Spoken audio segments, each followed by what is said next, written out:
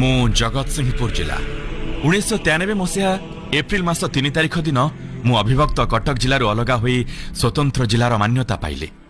ମୋତେ ସ୍ୱତନ୍ତ୍ର ଜିଲ୍ଲାର ମାନ୍ୟତା ଦେବା ପାଇଁ ଏ ଜିଲ୍ଲାର ଅନେକ ବୁଦ୍ଧିଜୀବୀମାନଙ୍କ ସହିତ ତତ୍କାଳୀନ ବିଧାୟକ ସ୍ୱର୍ଗତ ବିଷ୍ଣୁ ଦାସଙ୍କ ଭୂମିକା ଥିଲା ବେଶ୍ ଗୁରୁତ୍ୱପୂର୍ଣ୍ଣ। ଲୋକେ କୁହନ୍ତି ମୋ କୋଳରେ ଜଗତ ଯାକର ସିଂହମାନେ ଜନ୍ମ ନେଇଥିବାରୁ ମୋ ନାଁ ହୋଇଛି ଜଗତସିଂହପୁର।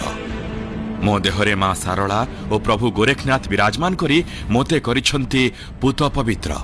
ଜଗତସିଂହପୁର ଓ ପାରାଦୀପ ଦୁଇଟି ପୌରାଞ୍ଚଳ ସହିତ ଜଗତସିଂହପୁର, ବାଲିକୁଦା, ଏରସମା, ତିର୍ତ୍ତୋଲ, କୁଜଙ୍ଗ, ନାଉଗାଁ, ରଘୁନାଥପୁର ଓ ବିରିଡି ଆଦି 8ଟି ବ୍ଲକକୁ ନେଇ ମୋର କଳେବର ଗଠିତ ହୋଇଛି। ଆୟତନ ଦୃଷ୍ଟିରୁ ମୁଁ କ୍ଷୁଦ୍ର ହେଲେ ମଧ୍ୟ ଶିକ୍ଷା, ସାହିତ୍ୟ, ସଂସ୍କୃତି, କଳା, ଶିଳ୍ପ, ବାଣିଜ୍ୟ, ରାଜନୀତି ଓ ସ୍ୱାଧୀନତା ସଂଗ୍ରାମ କ୍ଷେତ୍ରରେ ମୋ ଭୂମିକା ବେଶ୍ ଗୁରୁତ୍ୱପୂର୍ଣ୍ଣ।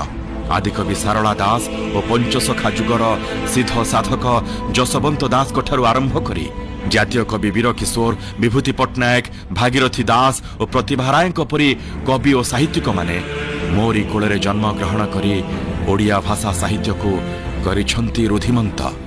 ଶିକ୍ଷା ଓ ବିଜ୍ଞାନ କ୍ଷେତ୍ରରେ ମୋର ଅନ୍ୟତମ ଯୋଗ୍ୟ ସନ୍ତାନ ଡକ୍ଟର ଶ୍ରୀରାମଚନ୍ଦ୍ର ଦାସ ଓ ଡକ୍ଟର ପ୍ରାଣକୃଷ୍ଣ ପରିଜା ଏ ଜାତିର ଜଣେ ଜଣେ ଅମୂଲ୍ୟ ସମ୍ପଦ।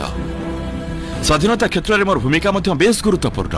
ଅଳକା ଆଶ୍ରମ ଯାହାର ମୁକସାକ୍ଷୀ ପାଲଟିଛି ବିଶିଷ୍ଟ ସ୍ୱାଧୀନତା ସଂଗ୍ରାମୀ ନବକୃଷ୍ଣ ଚୌଧୁରୀ, ଗୋପବନ୍ଧୁ ଚୌଧୁରୀ, ମା ରମା ଦେବୀ, ମାଳତୀ ଦେବୀ, ସରଳା ଦେବୀ ଓ ପ୍ରାଣକୃଷ୍ଣ ପଢ଼ିଆରୀଙ୍କ ପରି ଶତାଧିକ ମହାନ ସ୍ୱାଧୀନତା ସଂଗ୍ରାମୀମାନେ ମୋ କୋଳରେ ଜନ୍ମଗ୍ରହଣ କରି ମୋତେ ବୀର ପ୍ରସବିନୀର ମାନ୍ୟତା ପ୍ରଦାନ କରିଛନ୍ତି। ନୌ ବାଣିଜ୍ୟ ଓ ଶିଳ୍ପ ପ୍ରଗତି କ୍ଷେତ୍ରରେ ମୁଁ ସାରା ବିଶ୍ୱରେ ପରିଚିତ। ମୋ ପାରାଦୀପ ବନ୍ଦର ପୂର୍ବୋଦୟ ବିକାଶର ମୁଖଶାଳା ପାଲଟିଛି। IOCL, ଇଫ୍କୋ, PPL, ANMS ଓ JSW ପରି ବହୁ ବୃହତ୍ ଶିଳ୍ପ ସଂସ୍ଥା ସହ ଅନେକ ଛୋଟ ବଡ଼ ଶିଳ୍ପ ସଂସ୍ଥା ମୋ ବକ୍ଷରେ ଗଢ଼ି ଉଠି ମୋତେ କରିଛନ୍ତି ସମୃଦ୍ଧ। ମୋର ବାମ ପଟରେ ମହାନଦୀ ଓ ଦକ୍ଷିଣରେ ଦେବୀ ନଦୀ ସହିତ ଅନେକ ଛୋଟ ବଡ଼ ନଦୀ ମୋ ବକ୍ଷରେ ବହିଯାଇଥିବା ବେଳେ ମାଛଗାଁ ଓ ତାଳଦଣ୍ଡା କେନାଲ ଦୁଇଟି ବୃହତ୍ କେନାଲ ମୋ ଦେହରେ ବହିଯାଇ ମୋତେ କରିଛନ୍ତି ସବୁଜ ଭରା ତଥା ଶସ୍ୟ ଶ୍ୟାମଳା। ମୋର ପୂର୍ବ ଦିଗରେ ବଙ୍ଗୋପସାଗର ନୀଳ ଢେଉ ସାଙ୍ଗକୁ ସୁବିସ୍ତୀର୍ଣ୍ଣ ବେଳାଭୂମି ପର୍ଯ୍ୟଟକମାନଙ୍କୁ କରିଛି ଆନମନା। ଏହା ଭିତରେ କେତେବେଳେ ମୁଁ 32 ବର୍ଷରେ ପଦାର୍ପଣ କରିଛି। 1994 ମସିହାର ବନ୍ୟା, 1999 ମସିହାର ମହାବାତ୍ୟା ସାଙ୍ଗକୁ ଅନେକ ବନ୍ୟା ବାତ୍ୟାକୁ ସାମ୍ନା କରି ଆସିଛି ମୁଁ। ହେଲେ ବାରମ୍ବାର ପ୍ରାକୃତିକ ବିପର୍ଯ୍ୟୟ ମୋତେ ଓ ମୋର ସନ୍ତାନମାନଙ୍କୁ କେବେ ବି ହରାଇ ପାରିନାହିଁ। ମହାବାତ୍ୟାର ସେ କରାଳ ତାଣ୍ଡବକୁ କେବେ ବି ଭୁଲି ପାରିବେନି ମୋର ସନ୍ତାନମାନେ। ସେଦିନର ସେହି କାଳରାତ୍ରି ଥିଲା ବାସହରା ତ କାହାକୁ କରିଥିଲା ବେସାହାରା।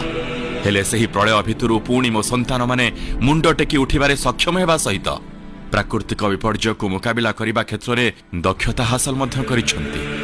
ଏ 32 ବର୍ଷ ଭିତରେ ମୋର ହୋଇଛି ଅନେକ ବିକାଶ। ଶିକ୍ଷା, ସ୍ୱାସ୍ଥ୍ୟ, ଗମନାଗମନ, ପାନୀୟ ଜଳ ସମସ୍ୟାର ଅନେକ ସମାଧାନ ହେବା ସହିତ ମହିଳା ସଶକ୍ତିକରଣ କ୍ଷେତ୍ରରେ ମୁଁ ଅନେକ ଆଗକୁ ଯାଇଛି। ହେଲେ ଆହୁରି ବି ଅନେକ ବାକି ରହିଯାଇଛି। ମାନ୍ୟବର ମୁଖ୍ୟମନ୍ତ୍ରୀ ମୋ ବକ୍ଷରେ ଗ୍ରୀନ ଫିଲ୍ଡ ବିମାନ ବନ୍ଦର ଓ ମେଡିକାଲ କଲେଜ ପ୍ରତିଷ୍ଠା ପାଇଁ ନିକଟରେ ଘୋଷଣା କରିବା ପରେ ମୁଁ ହୋଇଛି କଲ୍ଲୋଳିତ। ଏଥିନିମନ୍ତେ ମୁଁ ମାନ୍ୟବର ମୁଖ୍ୟମନ୍ତ୍ରୀ ଶ୍ରୀଯୁକ୍ତ ମୋହନ ଚରଣ ମାଝୀଙ୍କୁ ଅନେକ ଅନେକ କୃତଜ୍ଞତା ଜ୍ଞାପନ କରୁଛି। ପ୍ରତିବର୍ଷ ମୋ ଜନ୍ମଦିନରେ ମୋର ବୀର ସନ୍ତାନମାନେ ମହା ଆଡମ୍ବରରେ ପାଳନ କରିଆସୁଛନ୍ତି ଜିଲ୍ଲା ମହୋତ୍ସବ କଲ୍ଲୋଳ। ଏଥିପାଇଁ ମୁଁ ବେଶ୍ ଗର୍ବିତ ଓ ଆନନ୍ଦିତ। ମୁଁ ମା ସାରଳାଙ୍କ ନିକଟରେ ମୋର ପ୍ରିୟ ସନ୍ତାନମାନଙ୍କ ସୁଖ ସମୃଦ୍ଧି କାମନା କରି ରହୁଛି। ବନ୍ଦେ ଉତ୍କଳ ଜନନୀ।